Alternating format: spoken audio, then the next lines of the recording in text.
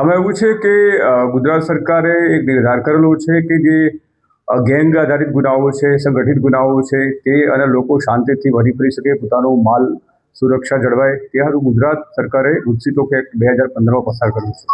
આ બાબતે મહેરબાન સીપી સાહેબનું સીધી સૂચના અને સેક્ટર સાહેબની માર્ગદર્શન હેઠળ મારા ઝોન ડીસીપી શિવમ વર્મા સાહેબ છે એ આ પ્રકારની પ્રવૃત્તિ કરતા જે ગુનેગારો છે એના પર સક્રિય રીતે વોચ રખાવતા હતા. આ દરમિયાન એલિઝિટ પોલીસ સ્ટેશનમાં એક ગુનો દાખલ થયેલો હતો, જેમાં એક વેપારી પોતાની થેલીની અંદર ચાંદી લઈને જતો હતો અને એને એક્ટિવા મૂકેલી હતી. તો એ 3 બાઇક ઉપર 4 બાઇક સવાર આવ્યા, એમાંથી એક એની સાથે ખોટી રીતે અકસ્માત કેમ કર્યું છે એમ કરીને એની સાથે મગજમારી કરવા લાગ્યો. થોડી દૂર લઈ ગયો. એ દરમિયાન જે બીજા માણસો હતા એમણે એલએનકીથી ડેકી તોડી અને એમાંથી ચાંદી લઈને જતા રહેલા હતા. ગુનો વણ સુધારેલો હતો. આ બાબતે ઝોન 7 એલસીબી સક્રિય થયેલી.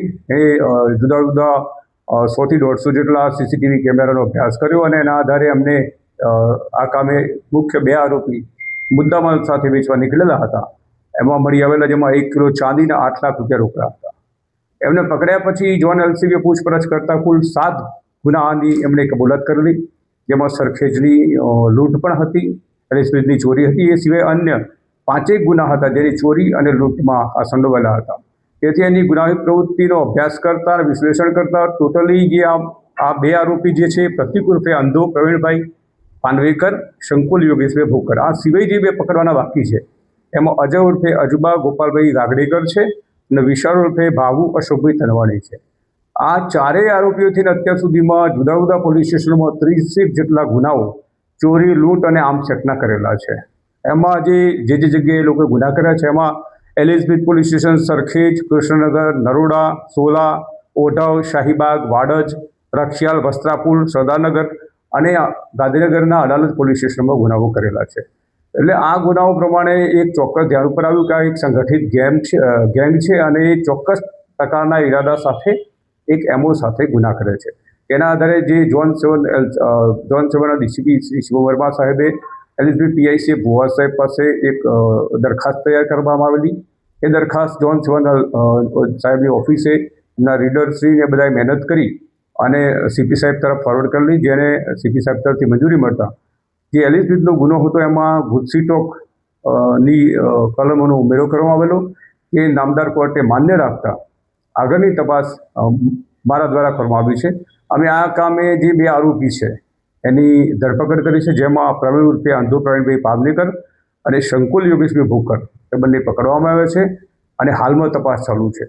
આ લોકોની ખાસ એમો એવા પ્રકારની છે કે જ્યારે કોઈ મોલ છે અથવા તો જ્યાં કિંમતી ચીજ વસ્તુઓ જ્યાંથી લેવડ દેવડ થતી હોય અથવા આંગળીય પેઢી છે એને આ લોકો ટાર્ગેટ કરતા, એની આગળ વોચ કર્યા પછી એમને લાગે કે કોઈ લઈને જાય છે તેનો પીછો કર્યા પછી કોઈ એક માણસ છે એ જો 4 વ્હીલર હોય તો પણ એને ક્રોસ કરીને ઊભું રખાવીને ખોટી રીતે એની સાથે મગજમારી કરે કે તમે મને અકસ્માત કર્યું છે, મને વાગ્યું છે, દવાખાને લઈ જાઓ એમ કરીને ગાડીમાંથી એને નીચે ઉતારીને એની સાથે મગજમારી કરે. એટલામાં જે બાકીના માણસો હોય, જો ગાડી હોય તો હીરાકણીથી કાચ તોડી અંદરથી કિંમતી વસ્તુ પૈસા જેવો લઈને ભાગી જાય અને જો એક્ટિવા હોય તો એલએનકીથી એની તાળું તોડી અને એમાંથી જે જણસ મૂકેલી હોય એ લઈને ભાગી જવું. આ રીતની આ લોકોની એમો છે. આ આવે છે બાઇક ઉપર તો પણ આગળ ચલાવવાળાના પર રૂમાલ બાંધેલો હોય ને એની ઉપર હેલ્મેટ પહેરેલું હોય છે, જે પાછળ બેઠેલો હોય એને પર હેલ્મેટ પહેરેલું હોય અને રૂમાલ બાંધી રાખે છે. એ સિવાય આ લોકો જ્યારે ઘરેથી નીકળે છે તો ચોક્કસ વિસ્તારમાં ભેગા થાય છે, ત્યાં લોકો કપડાં ચેન્જ કરે છે અને પછી જે આ પોતાનું જે કાર્ય કરવાનું છે એ ચોરી કે લૂંટ સિદ્ધ થયા પછી પાછા એ બીજી જગ્યાએ જાય છે અને પાછા કપડાં ચેન્જ કરી દે છે.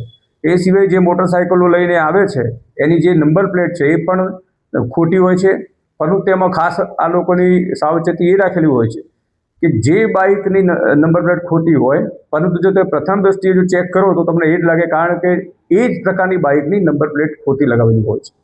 તેથી આ લોકો એકદમ હોશિયાર અને ચપળથી કરે છે. ઘણા સમયથી આ પ્રકારની પ્રવૃત્તિઓ કરતા હોય છે અને એમના વિરુદ્ધમાં ગુજસીટોકનો ગુનો દાખલ કરવામાં આવેલો છે. આગળ તપાસ ચાલુ છે. આ ગેંગ છેલ્લા 10 વર્ષથી જુદા જુદા પ્રકારે આ પ્રકારના ગુનાઓ કરે છે. એમાં આઈડિયામાં એવું છે કે બધા જ એક સરખા માઇન્ડવાળા છે. મુખ્ય જેનું ભેજું ચાલે છે એ અજય ઉર્ફે અજુબા છે કે જે ટાર્ગેટ નક્કી કરે છે, એનું ઇમ્પ્લિમેન્ટેશનને વોચ કરવાનું છે એ વિશાલ કરે છે, અને જે હીરા ખનીજથી કાચ તોડવો અથવા તો ડેકીમાંથી પૈસા એલએનટીથી તોડવા એ પ્રતિક ઉર્ફે અંધો કરે છે, અને જે એની બાઇક બીજા નંબરની બાઇક ચલાવવાનું કામ છે સંકુલ કરે છે. આ લોકો કોઈ પણ કાર્ય કરતાં પહેલાં ઘરે રહેતા નથી. એના પહેલાં એ લોકો જુદા જુદા એરિયામાં ફ્લેટ ભાડે રાખે છે. એકાદ મહિનો પૂરતો ફ્લેટ ભાડે રાખે, ત્યાંથી આ લોકો આવું કાર્ય કરે, અને કાર્ય કર્યા પછી એ ફ્લેટ ખાલી કરી દે છે.